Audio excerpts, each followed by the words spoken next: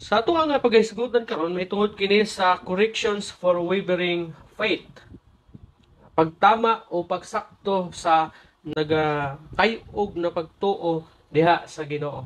Kay kung dili nato ni sa i-correct basin unya og madaog ta sa ato ang gawave na pagtuo o basin unya nga mawad-an na gitag salig sa Ginoo. Basin unya ang ato ang pagsalig ato na lang ihatag sa atong kagalingon kay mas nahibaluman kita sa ato ang mga kagalingon. Now, corrections for wavering faith.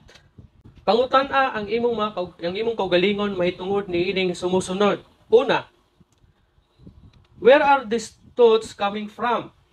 Asa man gikan ng mga panghunahuna nga diin nakaapekto sa imong gawave na pagtuo diha sa Ginoo.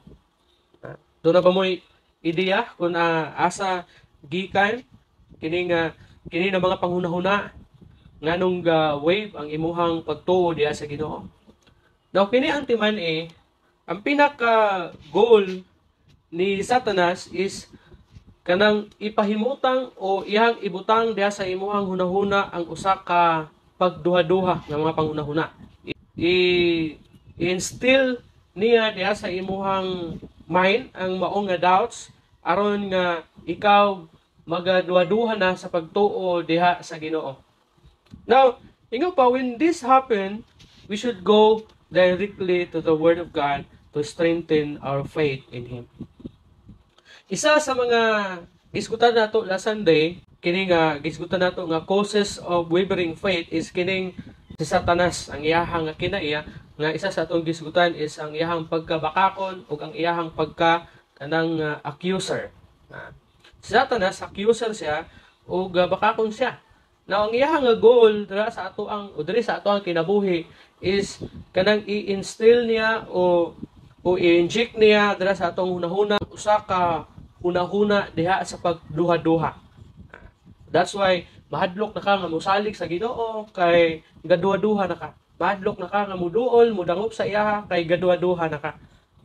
Isa sa mga goal na ni Satanas kay pag medyo tagilid na gani ang imong faith dira sa Ginoo, medyo dili na gani 100% ang imong pagsalig diha sa Ginoo.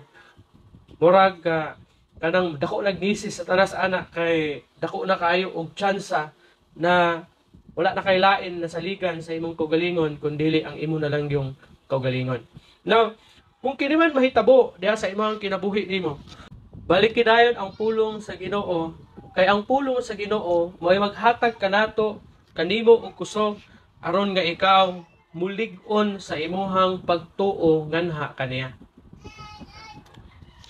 Isa sa mga i-instill ni Satanas diha sa atong unahuna is kining ato bitong mga nangagi na mga kasaypanan nga nahimo, ilabi na gid katong apat na nadakpan sa Ginoo nga grabe ta kabuluyagon.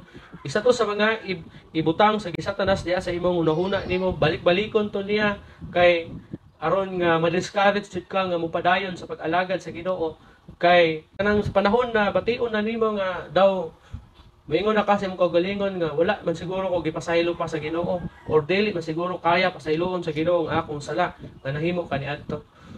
Manay gusto ni Satanas nga imuhang kanunay nga bation diha sa imong kaugalingon kay aron dili na ka makapadayon sa imuhang faith dira sa Ginoo.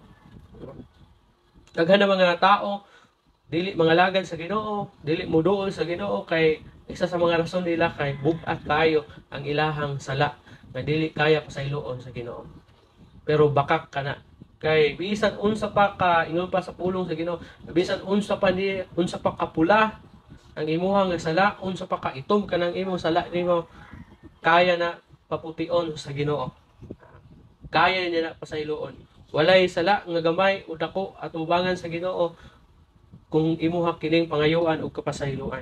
Now kung kini na mga panghunahuna gabalik-balik ani diha sa imong unahuna aron lang gyud ma-discourage ka sa pagpangalagad sa Ginoo. Ablihi dayon ang balaan na kasulatan ug tun-i ang iyahang pulong kay aron ikaw makabaton og igo nga kusog og mulig-on ang imuhang pagtuo diha sa Ginoo. Ikaduha, did God promise to meet all our needs Dili ba ang Ginoo nagsaad man nga ihatag niya ang atong tanan na mga gikinahanglan? Pero sugo pa panandungon na bisan gani sa mga bisan gani sa Christian community, bisan gani sa mga Kristohanon, usahay kulang kaayo ang ato ang faith diha sa saad sa Ginoo, diha sa iya mga saad na kaya niya ihatag ang ato ang mga panginahanglan. The reason why daghan ng mga Kristohanon dili gyud 100% gipahimutang nila ilang faith dira sa Ginoo is kining kulang ang ilahang salig sa Ginoo nga kaya sila tabangan o kaya nga ihatag ang ilahang mga panginahanglanon. Imuha lang gud imagine mo nga bisan kanang butang nato Domingo. Ang uban nga rason nga nung dili mo simba kay trabaho, overtime. Ang uban dili mo simba kay kanang ay labhunon, ay nagpalaba pa ka. Isa na siya sa mga hinungdan nga medyo kulang gyud ang imong faith dira sa Ginoo kay nahadlok ka man nga kawad-an sa mga butang nga imuhang gikinahanglan. Pero kung imong tan-awon ang pulong sa Ginoo sa Matthew chapter 6 verse 33, seek ye first the kingdom of God and His righteousness, and all these things shall be added unto you. Pangitaa ang gingharian sa Ginoo ug ang iyang pagkamatarong ug ang tanang mga butang igahatag niya diha kanimo. Now, kanunay na ako ni siyang ginabalik-balik na ayaw paggukod sa panalangin. Kung ginauna gani nimo ang mga butang na diin maka-provide sa imong mga needs kaysa Ginoo, bot pasabot ikaw ang nagagukod sa mga butang. Ikaw ang nagagukod sa mga panalangin. Pasagdi nga ang panalangin mao magsunod sa imuha. Kay kung ikaw confident gyud sa saad sa Ginoo, kung ikaw mituog gyud nga dili ka pasagdan sa Ginoo, unahon gyud nimo ang Ginoo labaw sa tanan. Bisan pag naay overtime, bisan pag naay kumpare nimo nga manawag sa imuha nga magtrabaho mo aning Domingo, dili gyud nimo ikambyo sa imuhang pag-alagad diha sa Ginoo kay manuman ka nga dili ka pasagdan sa Ginoo. Pero kung kulang gani ang imong faith sa Ginoo, kung kulang gani ang imong pagtuo na kaya sa Ginoo, ihatag ang imong tanan ng mga panginahanglan mo na hinungdan nga basta naay kanang opportunity imuha gidayon nga i-sacrifice ang Ginoo sa imong kinabuhi aron lamang ma-provide ang imuha ng mga needs nimo. Now, He always answers our prayer requests when they fit His plan and purpose for our lives. Tinuod na siya nga ang Ginoo matinumanon sa iyang saad. Kung ang iyang saad kadili ko ikaw pasagda o biyaan ni pasagda ni pagabiyaan, tinuod gid na siya. Kung ingon ang Ginoo nga akong ihatag ang tanang mga butang diha kanimo, tinuod gid na siya. Subot pasabot, tanan nimo nga giampo sa Ginoo, tubagon na sa Ginoo as long as nakana ni sibo sa iya usab na plano o katuyuan dira sa imuhang kinabuhi. Timani na siya. Ang Ginoo dili gid sa mopakyas sa diha nga magampo ka sa iya. Kung kanang imong giampo mo fit pud dira sa plano sa Ginoo, dira sa imong kinabuhi o diha sa plano niya usab or sa imuhang o sa tumong diha sa imuhang kinabuhi, sa katuyuan sa imuhang kinabuhi. Another one, dili ba ang Ginoo naghatag man og balaang espiritu aron nga mutabang kanato sa pagbuhat sa kung unsa man ang gi-require sa Ginoo diri sa ato ang kinabuhi. Now at the point of our salvation, the Spirit came to indwell us, to guide and to enable us to obey the Lord. Sa diha nga gidawat nimo si Jesucristo diha sa imong kinabuhi, ang Espiritu usab mitungha o nagpuyo usab diha sa imong kinabuhi o nipuyo diha sa imong kinabuhi aron sa paggiya kanimo aron ikaw makahimo sa pagtuman sa Ginoo. Pero sa laing nga panghitabo sa kinabuhi sa tao, daghan man noon mga Kristohanon nga wa na mao ang ilahang pagpangalagad sa Ginoo. Kana bitong Kristohano naman naunta, pero samot naman hinoon kabuluyagon diha sa Ginoo. Dili ba nga ang espiritu nga mipuyo diha kanimo, mao man ay espiritu nga mugiya kanimo, mutudlo kanimo, mubansay kanimo. Ha? Aron ikaw magmatinumanon diha sa Ginoo. Pero subo pa manandungon na daghan ng mga Kristohanon, ha? Badlungon pa nya disobedient pagid sa Ginoo. Kaya bitong ingon pa sa mga nadungog dako na daghan daw sa mga Kristohanon nga P. Upat ka P. Pungko, paminaw, pauli, then pabadlong. Daghan ni nana na nagkinabuhi ng mga katawhan sa Ginoo. Nga dili na gani magpagamit sa Ginoo, magpabadlong pagyod. So timan-an gid nato nga aron dili mo wave ang ato ang faith diha sa Ginoo, magpatudlo gid ta sa balaang espiritu nga gibutang sa Ginoo dinhi sa ato ang kinabuhi, dinhi sa ato ang kaugalingon nato. Mabitaw nang sa diha nga makahimo ka og kasaypanan at ubangan sa Ginoo, masubo gyud ang balaang espiritu. Masubo siya tungod sa imong gibuhat. Now tungod sa kasubo, siya mo konbikta sa imuha aron ikaw maghinulsol sa imuhang mga sala nga nahimo. Pero kung ikaw dili magapaminaw sa balang espiritu nga nagatandog diha kanimo, basin wala gid siguro ang Ginoo diha sa imong kinabuhi. Kaysa diha nga gidawat nimo si Jesucristo sa imong kinabuhi, ang trabaho sa espiritu nga mitungha diha kanimo, mao nay mo tabang mugiya kanimo aron ikaw magmatinumanon sa Ginoo. Another one is anything too hard for God.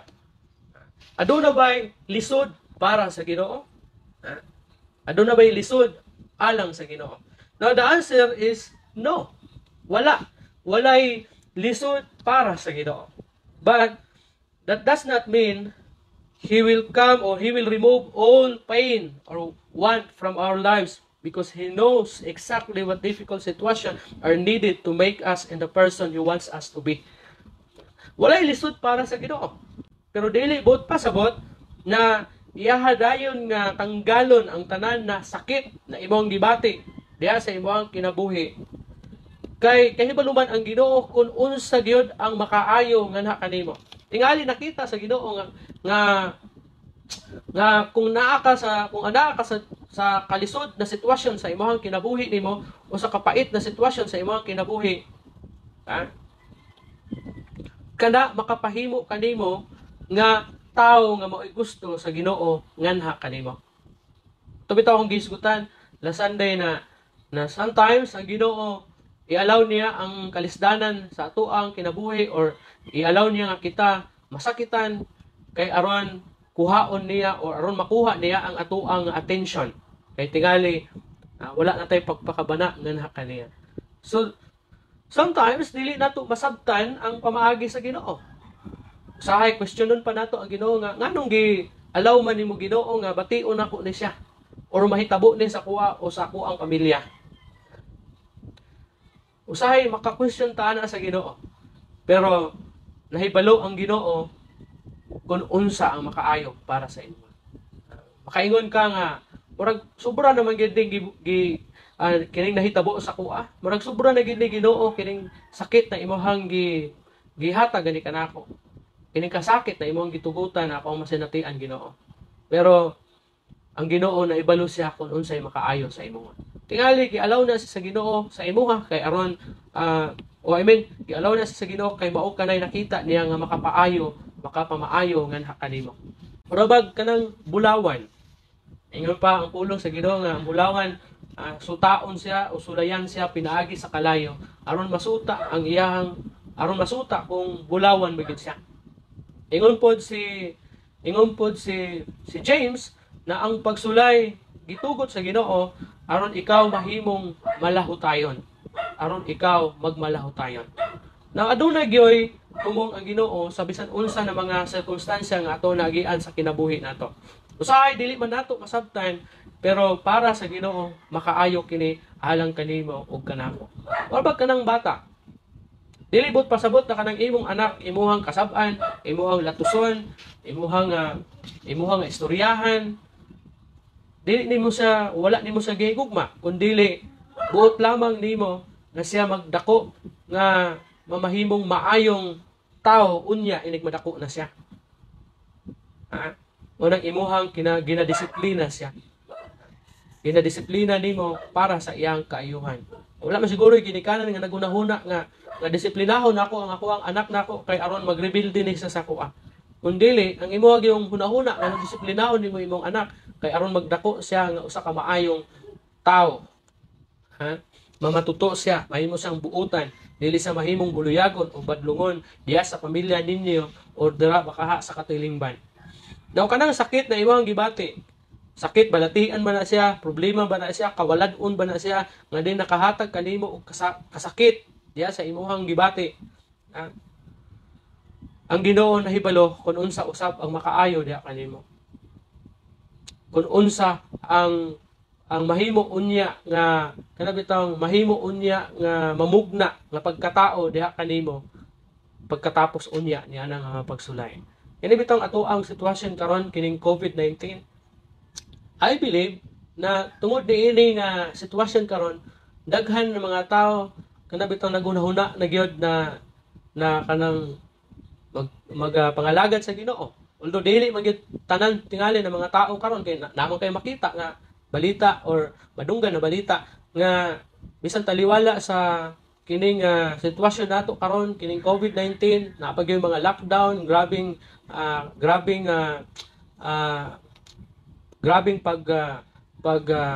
pahugot sa balaod nato pero daghan gyapon ang mga tawo nga nagasupak sa balaod nagahimo og dili maayo nga ilalom naman unta ta sa kining pandemic ilalom pagid ta sa kining lockdown o kining ginatawag community quarantine.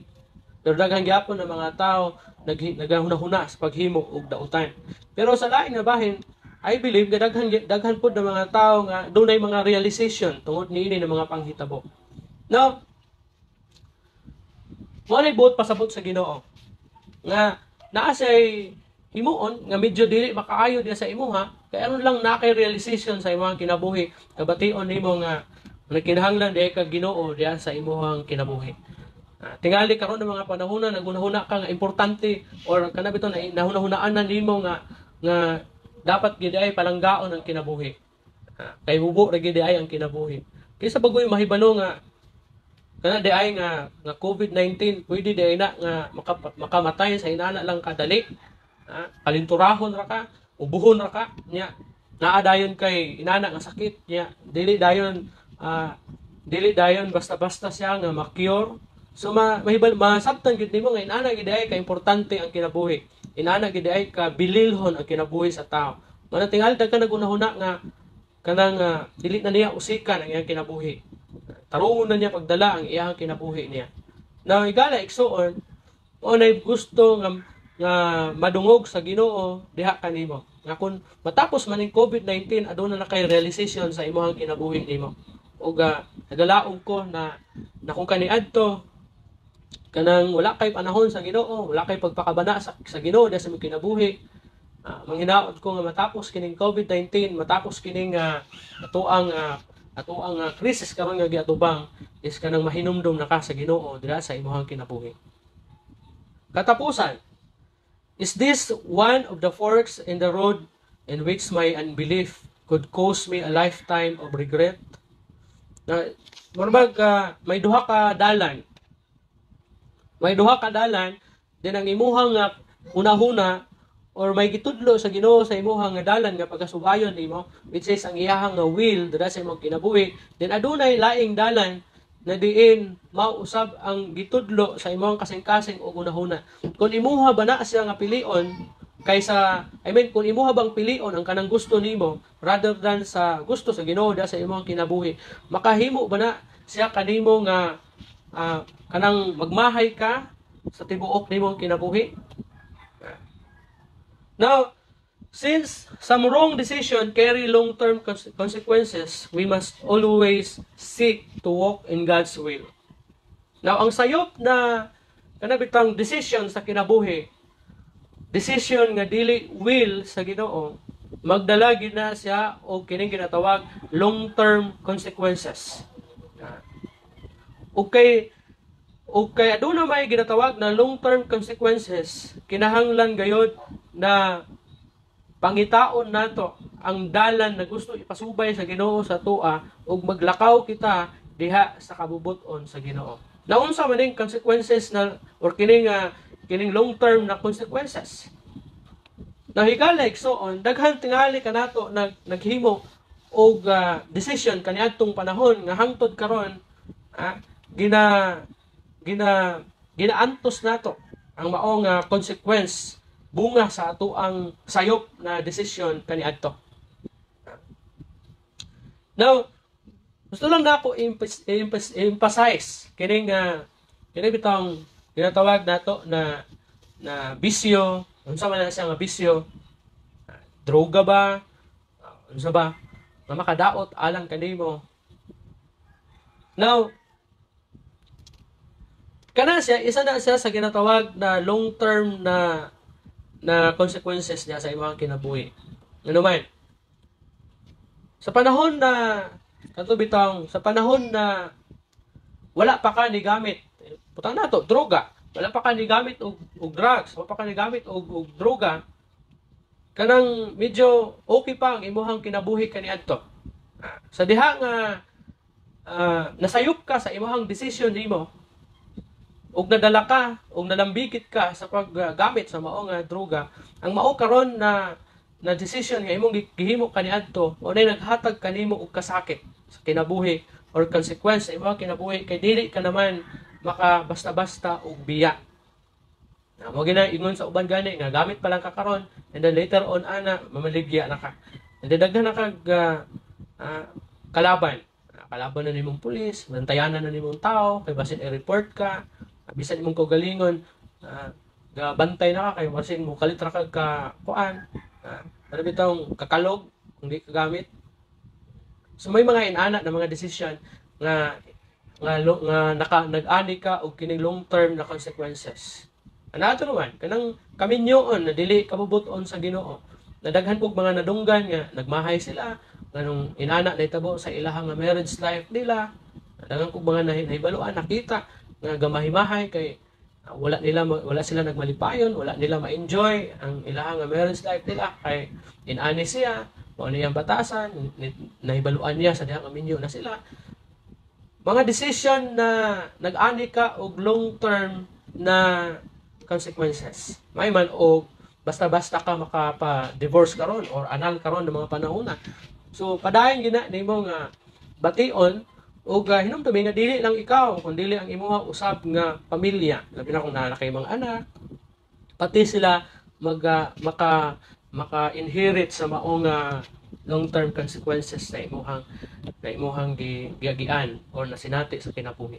Now, tungod kay doon na naman ay mga panghitabo o doon na may inanad na mga panghitabo sa kinabuhi sa tao nga naagi posibilidad na mag-ani gid ang tao sa kun unsa man ang gipugas. Kay mao man gid ang giingon sa Biblia na kun unsa gani ang imong gipugas, mao pod ang imong anihon. Kana nang mga sayop nato na mga desisyon na ginahimo sa atuang kinabuhi. Ug tungod di ana, kinahanglan nga pangitaon nato ang dalan sa Ginoo nga gusto niya ipasubay ngani kanato ug mulakaw kita diha sa kabubuton sa Ginoo.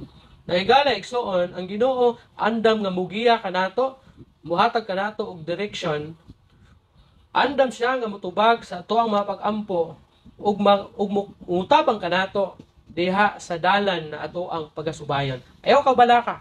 Kung naa gani ka nagasubay diha sa dalan sa Ginoo, nga iyang gipasubay diha kanimo, safe ang imuhang kinabuhi. I believe na bisan wala pa ka mahibalo kung asa ka dalahon sa Ginoo, kung unsa ang nagpaabot kanimo didto sa unahan, bisan wala ka mahibalo kung unsay dangatan nimo ngadto sa unahan, masiguro nimo nga safe ang imuhang kinabuhi diha sa dalan na imuhang gisubay kay nahibalo ka kinsa ang naghatag anak nga dalan nga nagpasubay nga kanimo.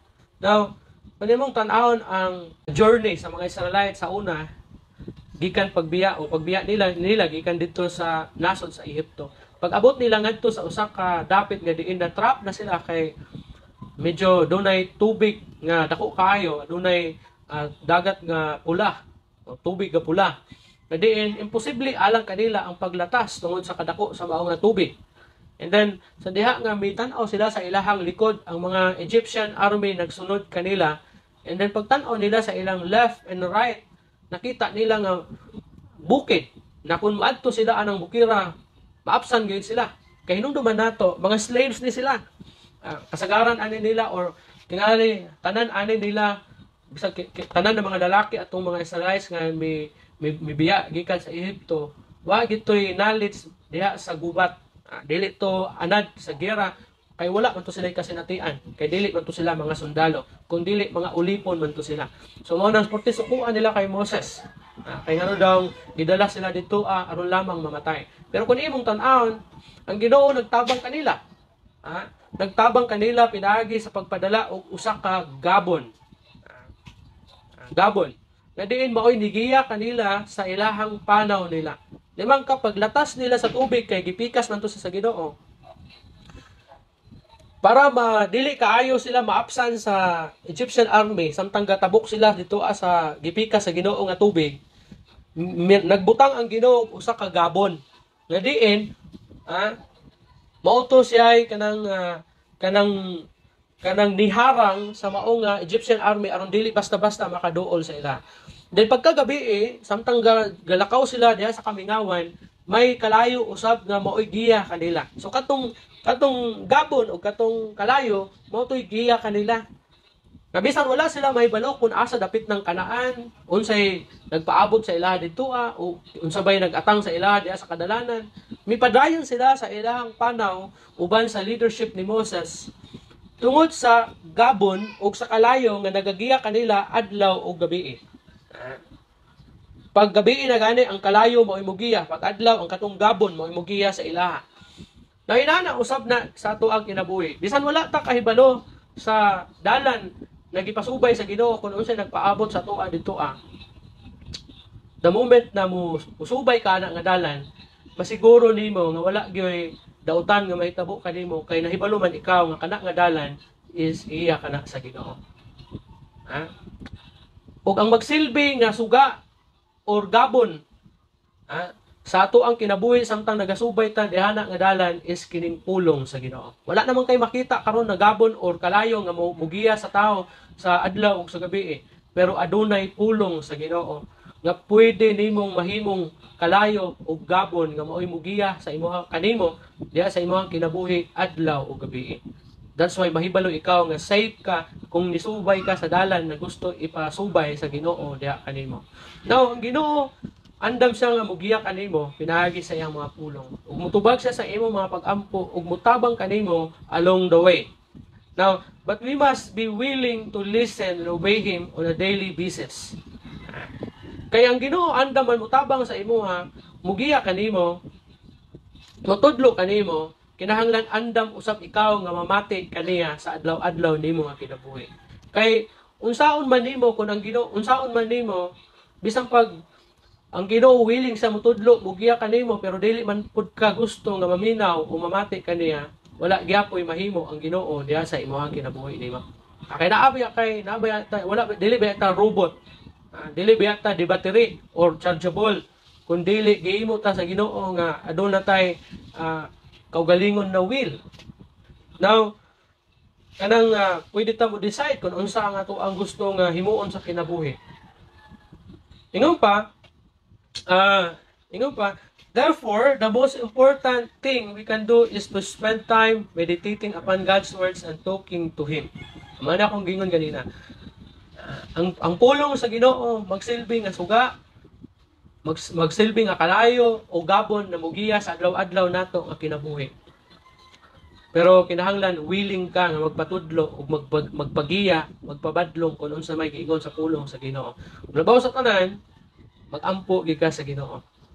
Mangayo gid ta kanunay og kaalam or tabang sa Ginoo aron dili ta masaag sa dalan na gusto niya ipasubay sa tuwa. Kay basin unya ni subay ka karon tapos kay kulang kag pagsalig sa Ginoo, kay wala na kay ampo-ampo, wala na kay basa-basa sa pulong niya, nasaag ka. Ingon pa the scriptures keeps us on track when everything else in our lives tempts us to distrust the Lord. Ang pulong sa Ginoo maoy mutabang kanimo, mugiya kanimo kung maabot na gani ang panahon na kanang medyo mutayog na ang imong faith diha sa Ginoo, naadayon ang pulong sa Ginoo nga mo remind kanimo. Pero ang pinakadindot nga mahitabo sa imong kinabuhi, kung ang imuhang faith muli gani diha sa Ginoo ug diha sa iyang gisulti nga kanimo pinaagi sa iyang pulong, dili lang ikaw makasubay sa dalan na gusto niya ipasubay nga kanimo, kundi mutubo pagid ikaw nga lig-on sa imong pagtuo sa Ginoo.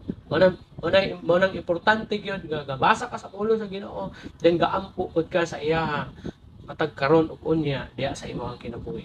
Mahitabo nang tanan na kanang blessing nga ihatag sa Ginoo unta niya sa imong kung ikaw pagmatinumanon sa iyang pamaagi. Kung ikaw mutuman sa iyahang mga sugo o mga mando diha kanimo. Naigalik so ano na ato ang mensahe karon nga takna sa kabuntagon. Corrections of wavering faith. Now what situations causes your faith to waver? Unsa ba nga sitwasyon nga nahimong hinungdan na naga-wave man ang imong pagtuo? Ikaduha nga mga pangutana, what role do your emotions or circumstances play in your outlook? Ikatulong nga pangutana, what is God o where is God in your thinking? Asa man ang Ginoo karon diha sa imong ginahuna? Now, is faith based on what you want God to do or on what He has said in His Word? Ang imo ba daw pagtuo gibase ba daw nimo diha sa kung unsa ang gusto sa Ginoo nga ipabuhat diha kanimo or unsa ang giingon sa Ginoo kanimo pinaagi sa iyang pulong?